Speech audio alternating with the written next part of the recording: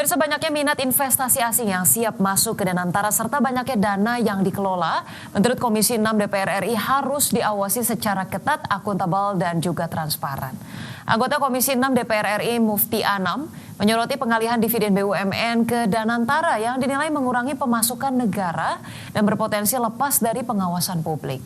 Untuk itu Mufti menegaskan pentingnya transparansi dan akuntabilitas atas pengelolaan dana publik yang ada di Danantara. Mufti juga mewanti-wanti Badan Pengelola Investasi Danantara untuk tetap memegang prinsip transparansi dan akuntabilitas dalam pengelolaan dana publik.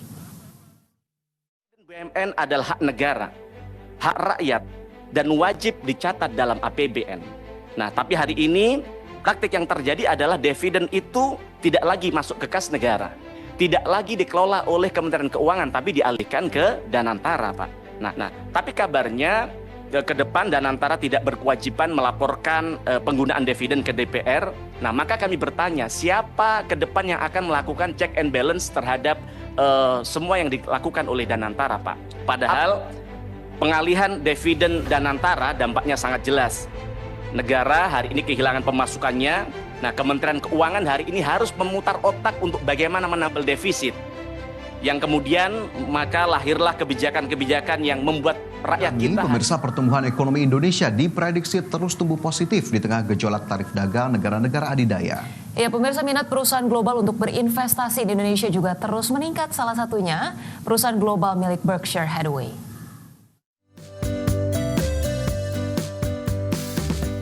Menteri Investasi dan Hilirisasi Rosan Ruslani sekaligus CEO Danantara melakukan pertemuan khusus dengan perusahaan kimia milik Berkshire Hathaway, Lubrizol.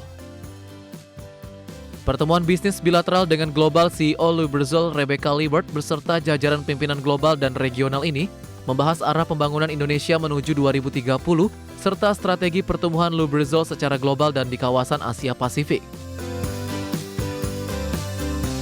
Hal ini selaras dengan transformasi ekonomi yang tengah berlangsung di Indonesia. Secara khusus, Global CEO Lubrizol Rebecca Liebert menyatakan ketertarikannya untuk lebih aktif mendukung ekosistem energi, pertambangan dan industri makanan nasional melalui inovasi teknologi dan penguatan rantai pasok.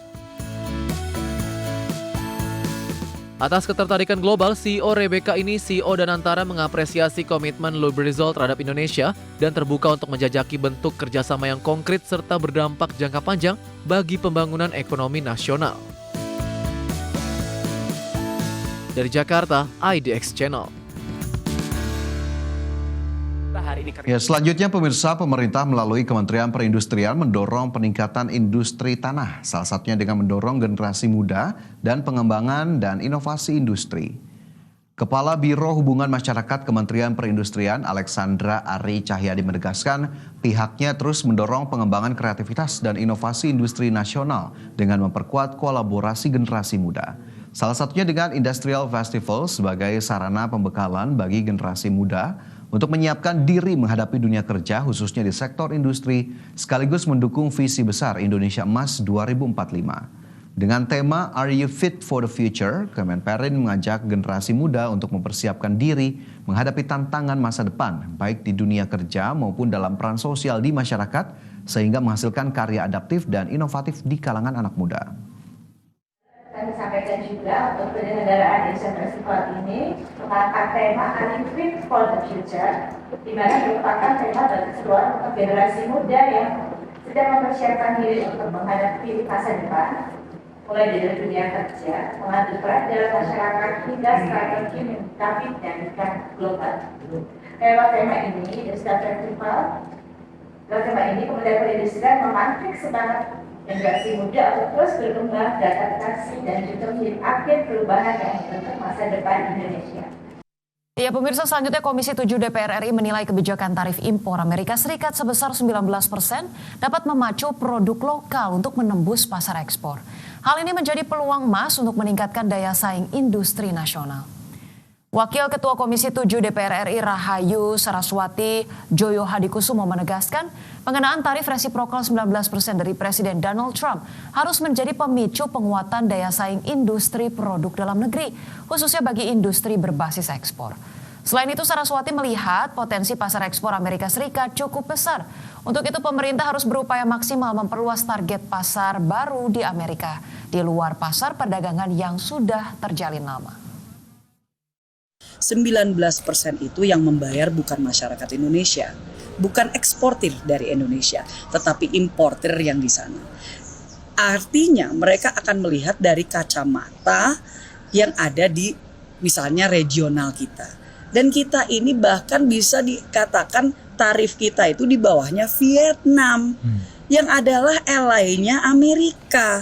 Jadi kalau misalkan bisa dikatakan seperti itu, seharusnya kita sangat bersyukur dengan hasil tarif ini, karena justru dengan tarif kita yang jauh di bawah negara-negara lain, pasti mereka akan mau untuk mengakses pasar Amerika. Menteri Koordinator Bidang Pangan Zulkifli Hasan menyatakan untuk mewujudkan swasembada pangan diperlukan adanya pemanfaatan teknologi canggih. Ya, secara bertahap pertanian di Indonesia mulai menggunakan drone untuk pupuk dan juga combine harvester untuk menanam padi.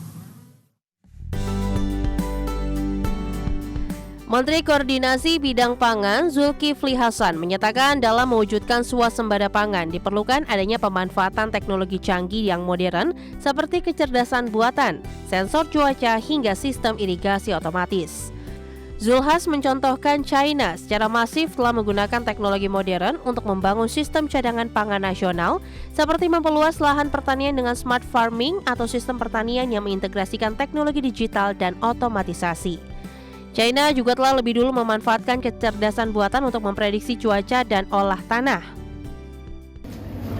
Kalau ingin bersaing, kita ingin ketahanan pangan secara berkelanjutan, memang harus tidak ada pilihan, harus dengan teknologi ya. Kita baru pakai sedikit saja, misalnya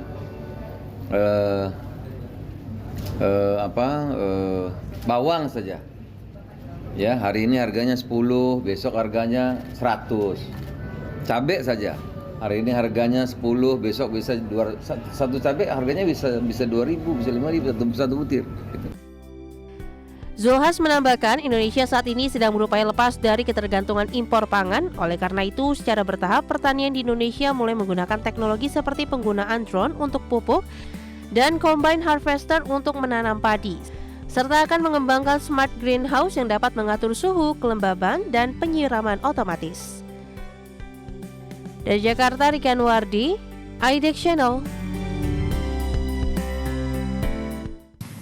Ya, kalau kita bicara mengenai inisiatif tadi terkait dengan inovasi-inovasi teknologi pertanian, mulai dari tadi ada drone, kemudian combine harvester, patut kita apresiasi begitu. Tapi hari-hari ini rasanya menjadi permasalahan di lapangan ini adalah terkait dengan apakah teknologi itu betul-betul bisa diakses oleh desa-desa terpencil, kemudian juga terkait dengan skill ataupun kapabilitas dari petani-petani ini, apakah kemudian juga diberikan edukasi, literasinya seperti apa begitu ya. Jangan sampai kemudian ada kesenjangan yang bisa dan yang tidak, kemudian yang mendapatkan akses dan yang tidak juga begitu. Ya, ini memang harus menjadi perhatian karena justru sektor pertanianlah yang harus disentuh oleh teknologi-teknologi maju dan juga modern ya, karena memang jika ingin mengejar pencapaian-pencapaian di sektor pertanian ataupun pangan secara lebih masif, tentu harus ada dukungan teknologi di sana. Jangan sampai kemudian dengan cara-cara tradisional tapi berharapnya cukup tinggi untuk mencapai swasembada ataupun mendorong sektor pertanian lebih tinggi lagi. Jadi memang harus seiring sejalan agar kemudian targetnya bisa dicapai, dan tentunya teknologi tetap harus dilakukan inovasi dari waktu ke waktu.